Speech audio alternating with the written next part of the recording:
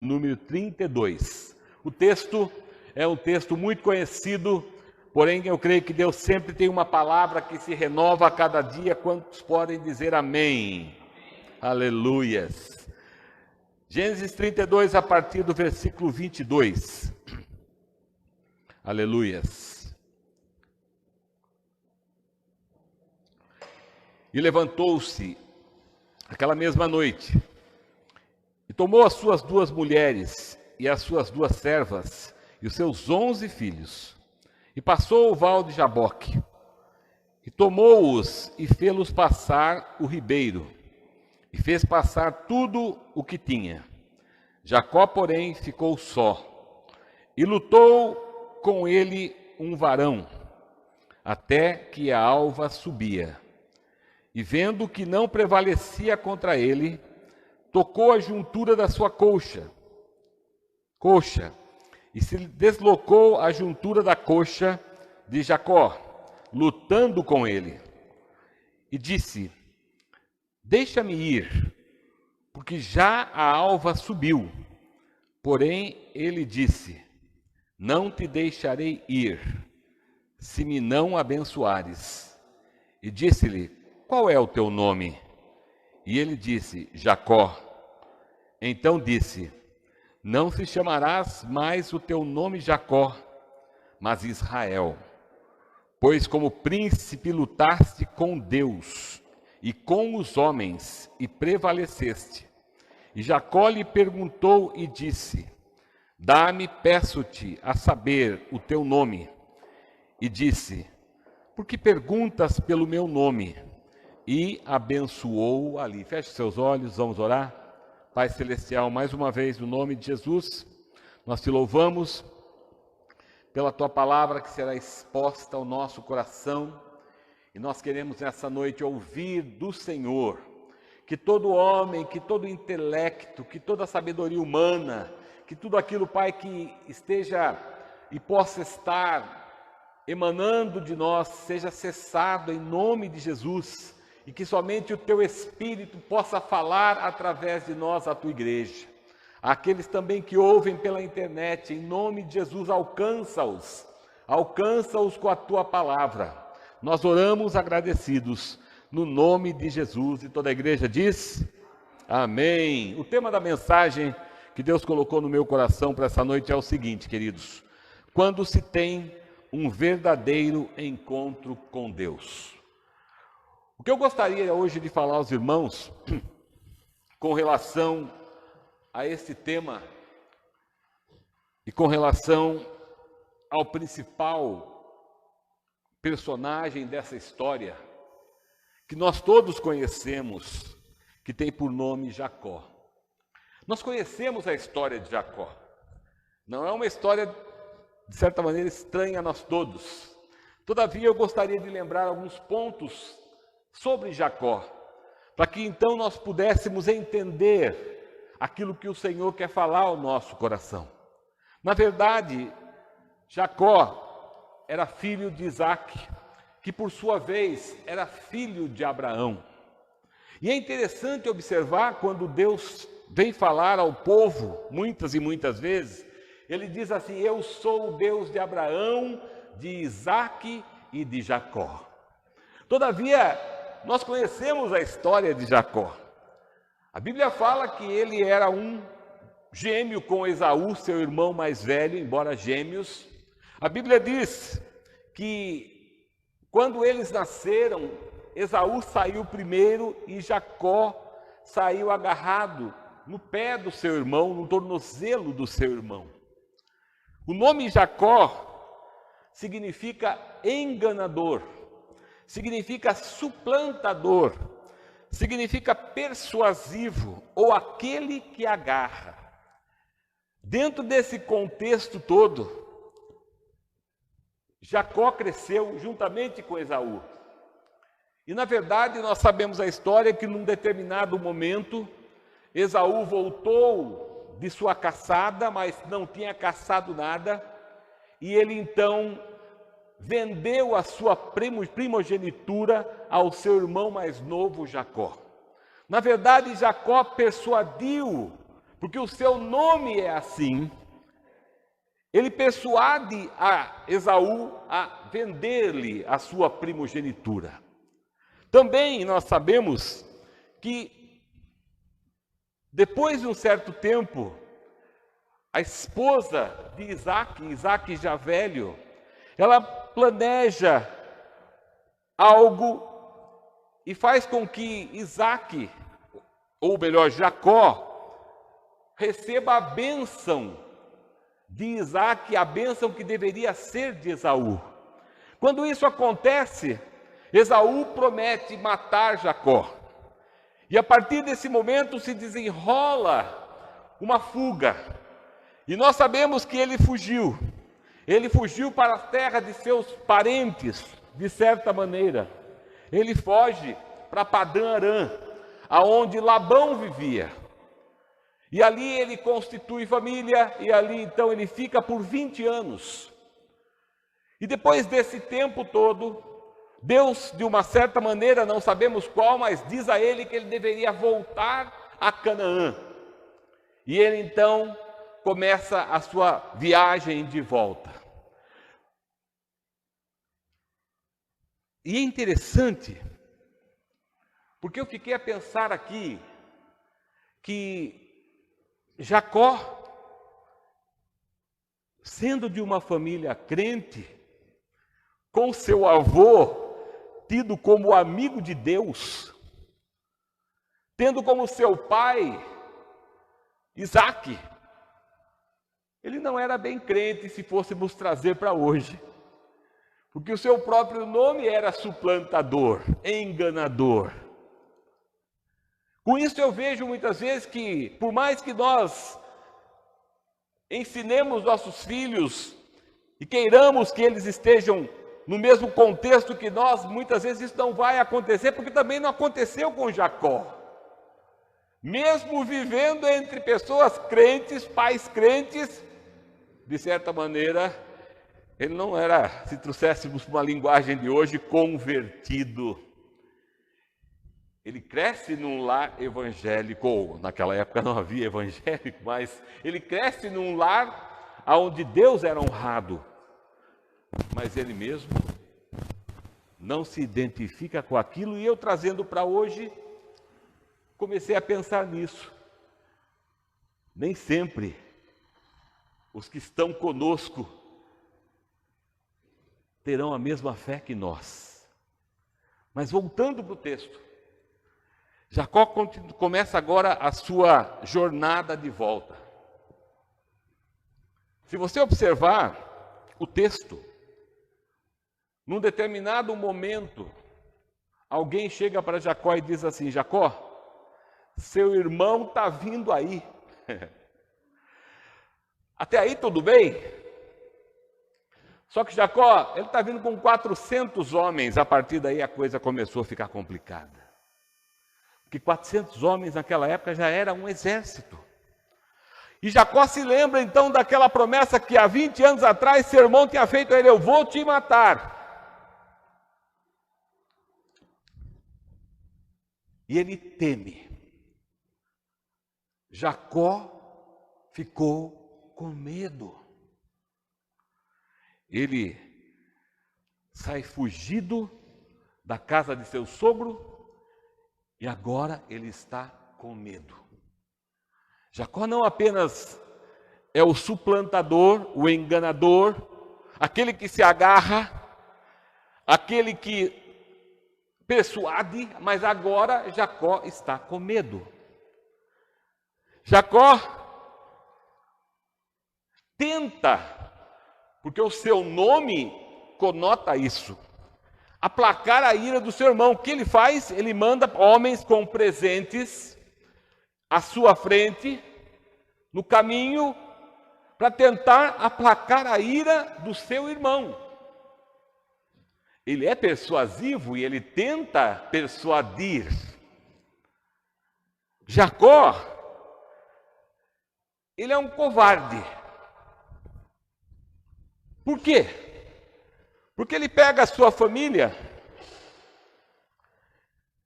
e coloca faz com que eles passem o ribeiro, o riozinho, chamado Val de Jaboque, e coloca suas famílias, seus bens, tudo na frente, e ele fica por último. Jacó é egocêntrico, ele pensa em si mesmo só. Ele não pensou na sua esposa e nos seus filhos. Quando ele coloca na frente, ele está dizendo assim: se tiver que alguém morrer aqui, que vocês morram primeiro. Eu vou dar um jeito de queimar o chão, usando um linguajar de hoje.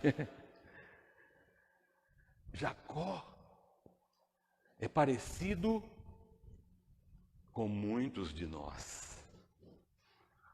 Porque, embora não admitamos, muitas vezes temos sido covardes, sim. Embora não admitamos, muitas vezes temos sido egocêntricos, sim. Embora não admitamos, muitas vezes estamos com medo. Temos características. E se nós fôssemos trazer para hoje, e se eu dissesse assim para você, você se lembra quem você era? Uns vão dizer, meu Deus.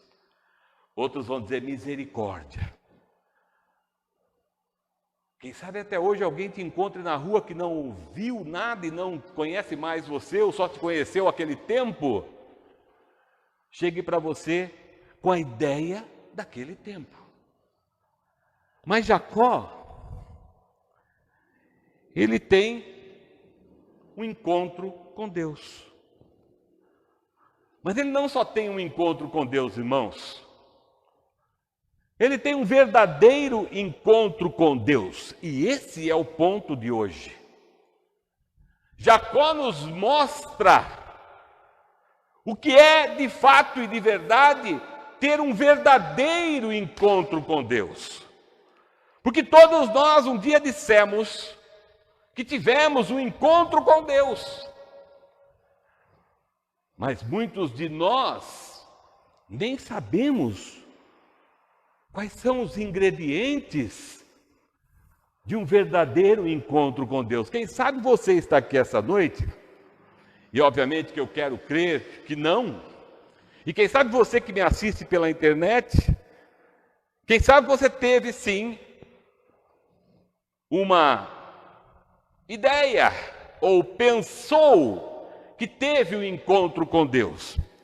Quem sabe você que esteja me ouvindo aqui, tanto na internet, quem sabe um dia você disse, eu aceitei Jesus. Aí, mas isso só ficou aqui. Porque você não conseguiu discernir quais as características de alguém que tem ou que teve um verdadeiro encontro com Deus. Jacó nasce num berço cristão, trazendo para hoje. Jacó tem como avô o amigo de Deus. Jacó tem como pai uma pessoa que é citada, eu sou o Deus de Abraão, de Isaac e posteriormente de Jacó. Fiquei perguntando, Deus, por que o Senhor não falou que o Senhor é Deus de José, Deus de Gideão, Deus de Davi? Por que o Senhor só falou que o Senhor, eu sou o Deus de Abraão, de Isaac e de Jacó? Quais são os elementos que mostram a nós todos e a você que me assiste pela internet, que mostram que nós realmente tivemos um encontro de verdade com Deus? Você já parou para pensar que essa sua pseudo-fé pode ser pseudo? Não sei se me fiz claro, mas eu vou explicar. Quem sabe você que está aqui, ou muitos que estão assistindo pela internet, pensaram e continuam a pensar que um dia tiveram um encontro com Deus. Hoje nós vamos saber o que é de fato ter um encontro com Deus. O que Jacó nos ensina para que nós possamos dizer para nós mesmos: eu tive um verdadeiro encontro com Deus. Primeiro ponto. Um verdadeiro encontro com Deus está no versículo de número 24. Preste muita atenção. Jacó, porém, ficou só. Um verdadeiro encontro com Deus é individual e particular. Em outras palavras, não é algo que acontece em meio a uma emoção que é gerada num ambiente. Porque nós temos visto hoje em dia, e há algum tempo atrás, e etc e tal, que as pessoas vão dizendo que tiveram um encontro, mas o encontro com Deus verdadeiro começa com a sua individualidade. Jacó ficou a sós, sozinho. O seu encontro com Deus precisa ser só seu, você e Deus, você e Ele.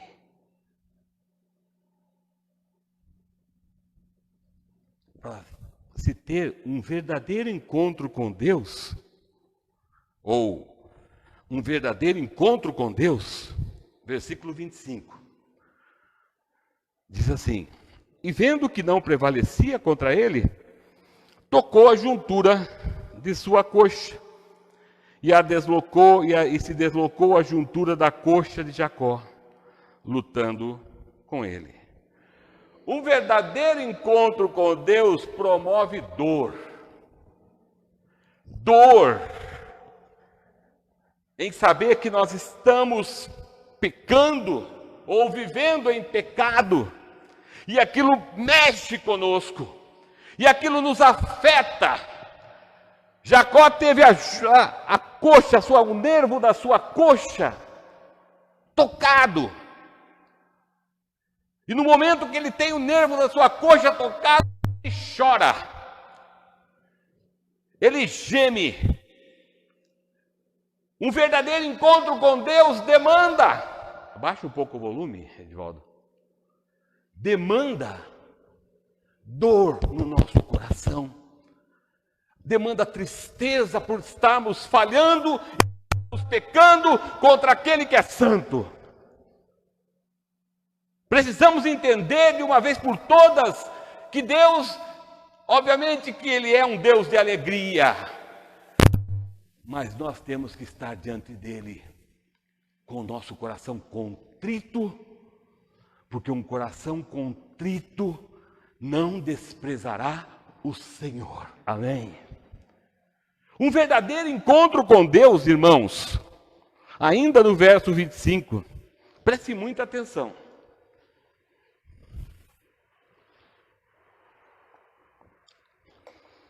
Um verdadeiro encontro com Deus deixa marcas para toda a vida. Agora Jacó tem o nervo da sua coxa afetado. Ele não mais anda normalmente. A partir daquele momento, Jacó anda. Porque agora tem uma marca que ficou pelo resto da vida de Jacó. Um verdadeiro encontro com Deus promove marcas para toda a vida. Você não vai mais ser a mesma pessoa. Você vai se lembrar daquele. Você vai. Porque quando você andar, aquilo vai fazer com que você se lembre.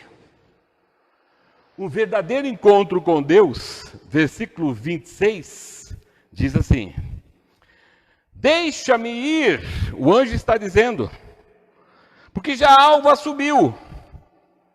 Porém ele disse: não te deixarei ir, senão me abençoares.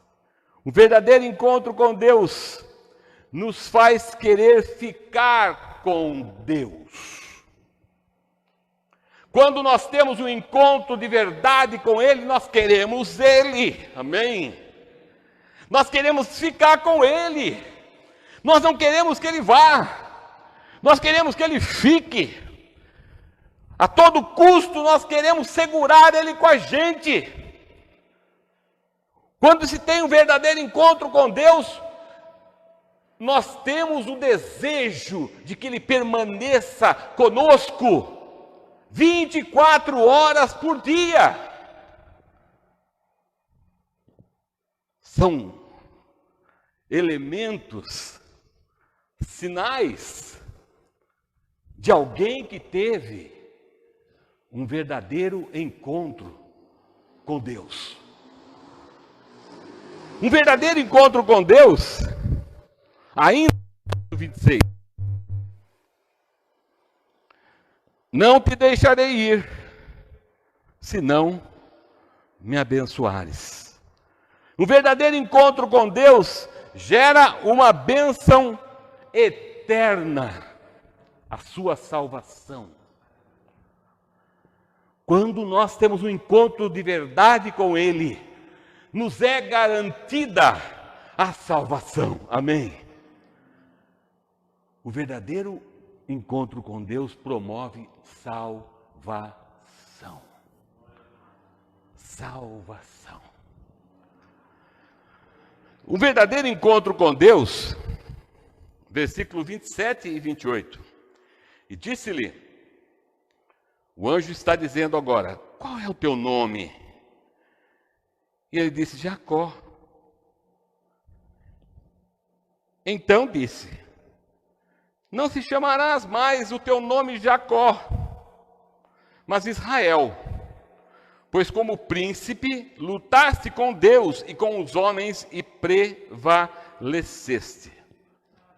O nome, para nós não tem muito a ver, mas para eles tinha muito a ver.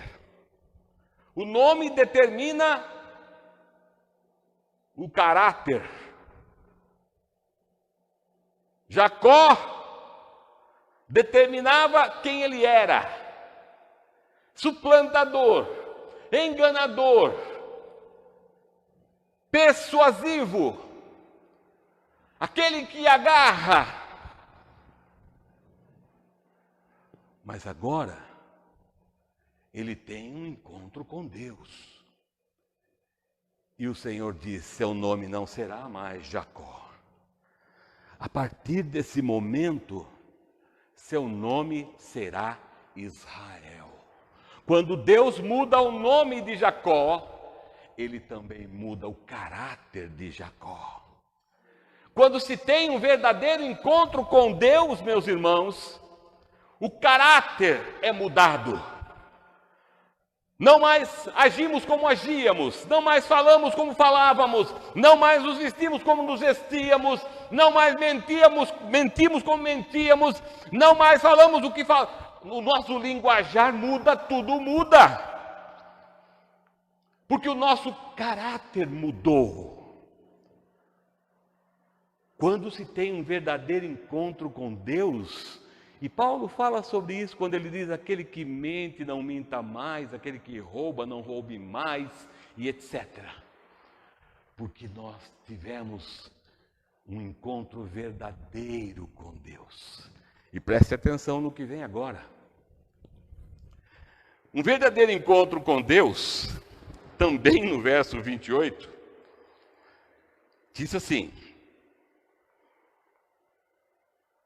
não se chamarás mais o teu nome Jacó, mas Israel. Pois como príncipe lutaste com Deus, e prevaleceste, e com os homens e prevaleceste. Um verdadeiro encontro com Deus muda a ótica de Deus em relação a nós. Antes de sermos salvos, se temos um encontro verdadeiro com Deus, Deus olhava para nós como pecadores. Hoje Deus olha para nós como príncipes. Mudou a ótica. Hoje, quando Deus olha para mim e para você, Ele não mais olha aquele pecador, olha aquela pecadora. Não, hoje, quando Deus olha para nós, olha aquela princesa e olha aquele príncipe. A ótica de Deus mudou, porque tivemos, e Jacó teve um verdadeiro encontro com Deus. Aleluia. Um verdadeiro encontro com Deus, meus irmãos, ainda no versículo 28,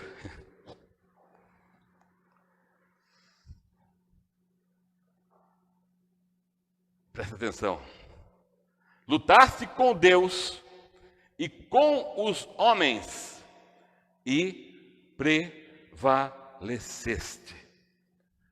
Um verdadeiro encontro com Deus nos transforma em vencedores, amém?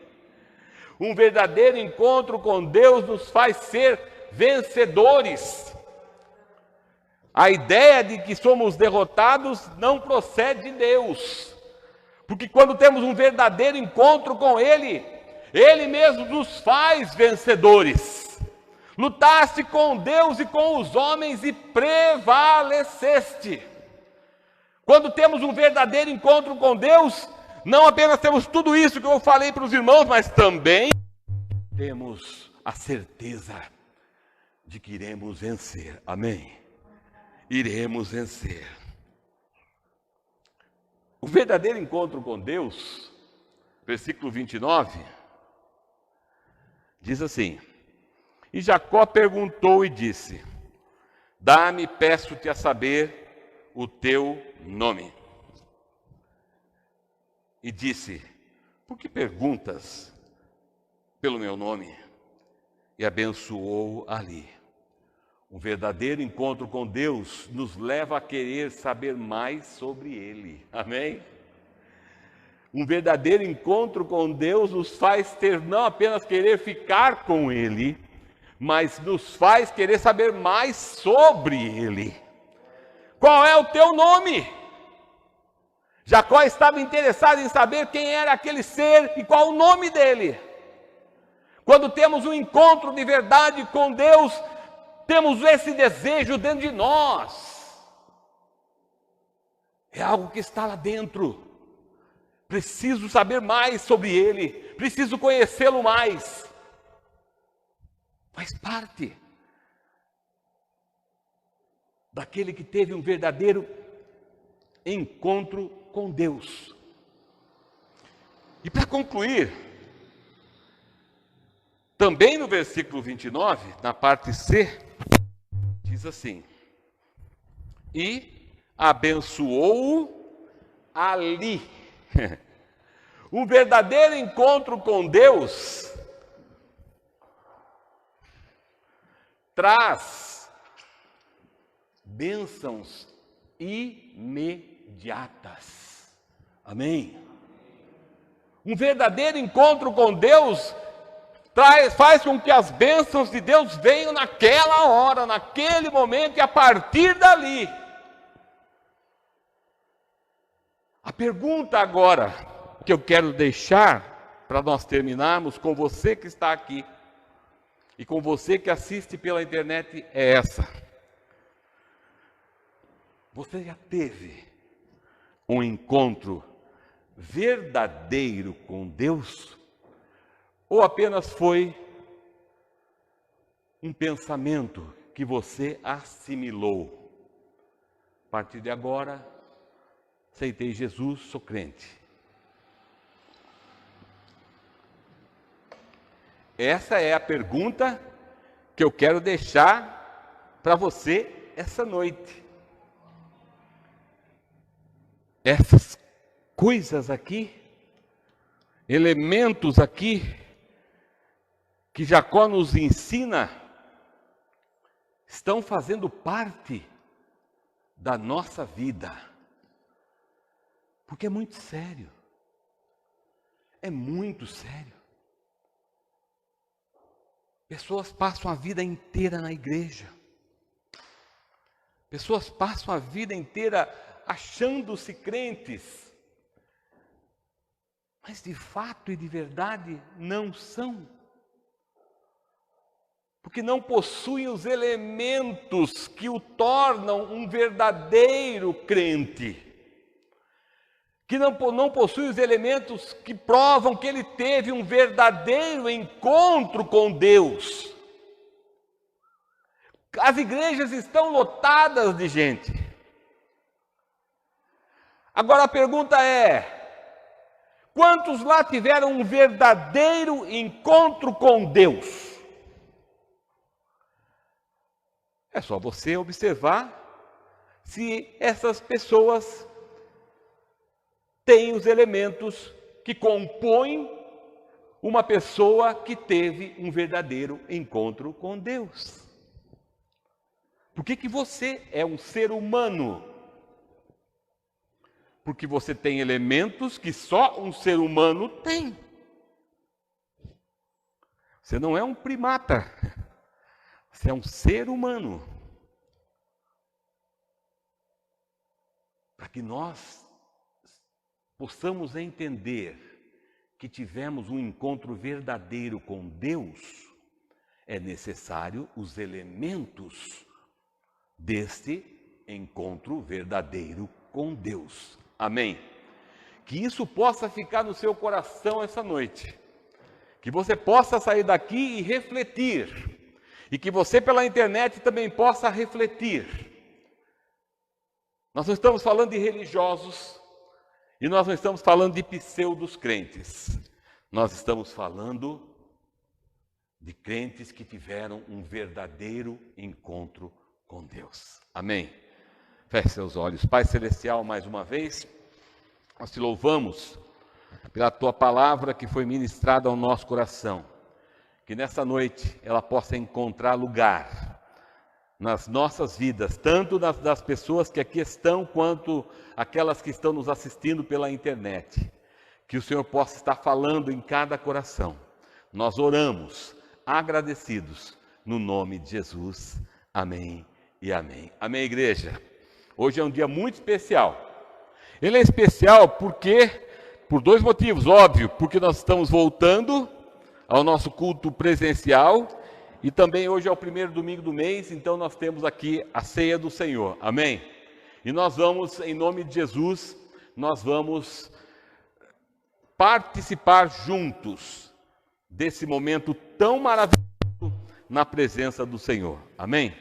Em nome de Jesus. Gostaria de chamar a pastora Denise aqui também, nossa diaconisa está conosco, em nome de Jesus, em nome de Jesus.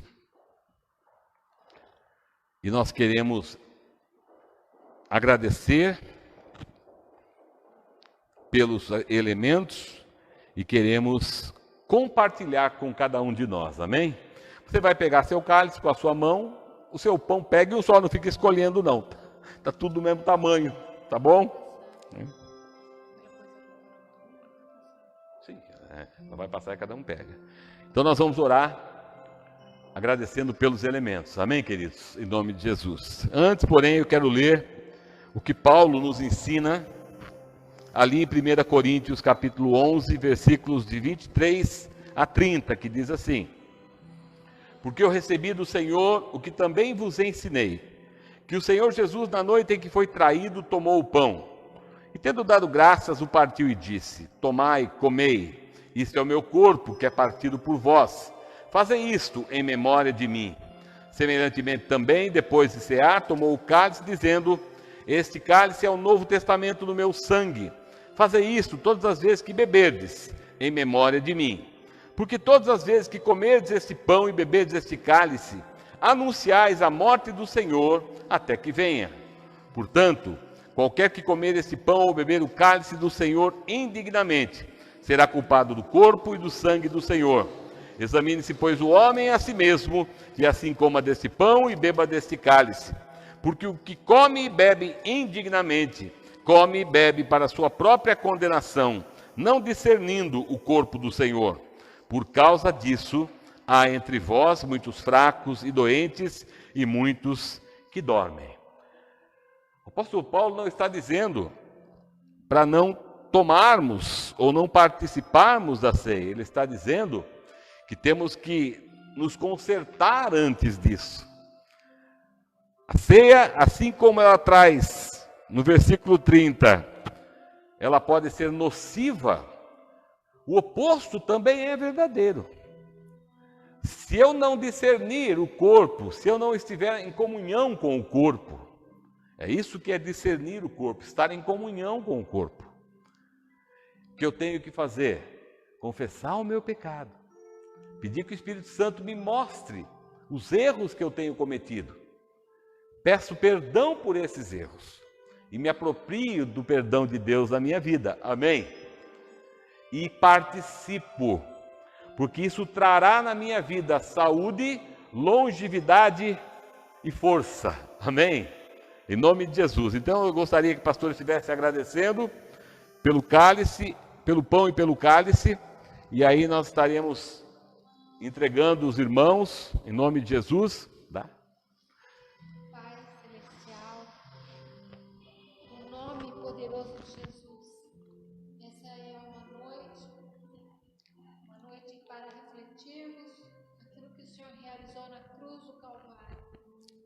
Sonda, Pai, conhece os nossos corações. Nós agora pedimos que o Teu Espírito sonde, porque se sondarmos por nós mesmos, Pai, não encontraríamos tudo aquilo que entristece o Senhor, mas o Teu Espírito, Ele nos sonda profundamente, fala com cada um de nós. Queremos que o Senhor nos purifique, nos limpe, Senhor. Essa noite é uma noite em que nós paramos e relembramos, é um memorial, pelo amor que o Senhor tem pelas nossas vidas, derramou o Teu sangue naquela cruz do Calvário, permitiu que o Seu corpo fosse dilacerado, rasgado, partido, para que nós pudéssemos ter acesso ao Senhor, perdão dos nossos pecados, restauração da nossa vida espiritual. O Senhor permitiu, ó Deus, através da Tua morte, a nossa salvação eterna, a nossa restauração também aqui nesta terra. Muito obrigada, Senhor, pelo cálice que nós iremos tomar agora em memória de Ti, e pelo pedaço de pão, Senhor, em memória do Senhor ter entregue a sua vida em favor das nossas vidas. No nome de Jesus, obrigada, Pai. Muito obrigada. Amém. Por podermos participar e ter esse memorial. Amém. Em nome de Jesus. Amém. Amém, irmã.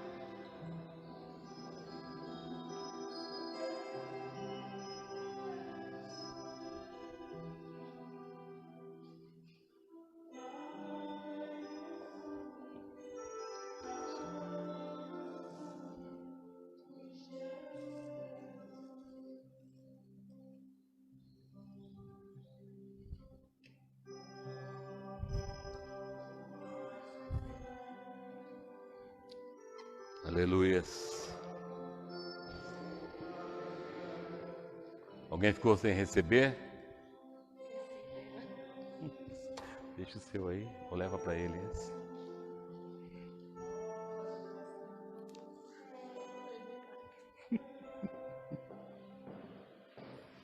Aleluias. Aleluias.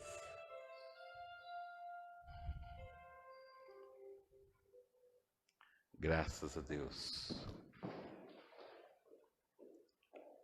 Todos receberam? Amém? Aleluias. Tendo dado graças, o partiu e disse: tomai e comei, isto é o meu corpo que é partido por vós, fazei isso em memória de mim. Em memória do nosso Senhor, comamos o pão.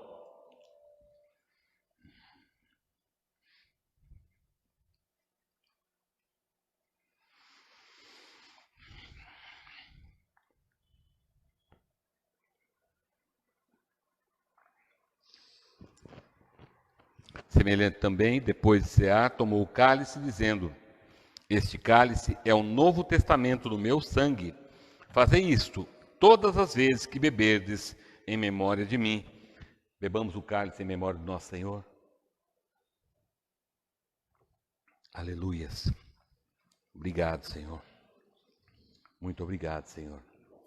Amém. Aleluias. Aleluias. Graças a Deus. Aleluias. Que a neve, sim, neste sangue lavado, mais alvo que a neve serei. Aleluias. O mais que a neve é Deus. O mais que a neve, sim, neste sangue lavado, mais alvo que a neve serei. Amém. Amém. Graças a Deus. Amém, queridos. Nós estamos encerrando, mas antes de encerrar, nós queremos agradecer a todos que nos assistiram pela internet. Uma alegria tê-los. Convidamos você que está nos assistindo pela internet a estar conosco. Quarta-feira temos nosso culto de oração às 19h30 e aos domingos às 19 horas aqui na rua Riachuelo, número 500, Santa Bárbara do Oeste, Centro. Você que nos assiste pela internet e não está congregando em nenhuma igreja, venha estar conosco em nome de Jesus. Amém? Deus abençoe sua vida em nome de Jesus. Também temos o nosso irmão, o Antenor está com a gente hoje. Antenor, ó, obrigado, irmão. Que Deus abençoe, viu? Em nome de Jesus. Também temos agora, a oportunidade de dedicar ao Senhor nossos dízimos e nossas ofertas. Você que trouxe seu dízimo, sua oferta hoje, sai do seu lugar e coloque aqui na taça em nome de Jesus, seu dízimo, sua oferta, em nome de Jesus, para a glória dele. Amém, queridos? Em nome de Jesus. Aleluias. Pode fechar, Celso.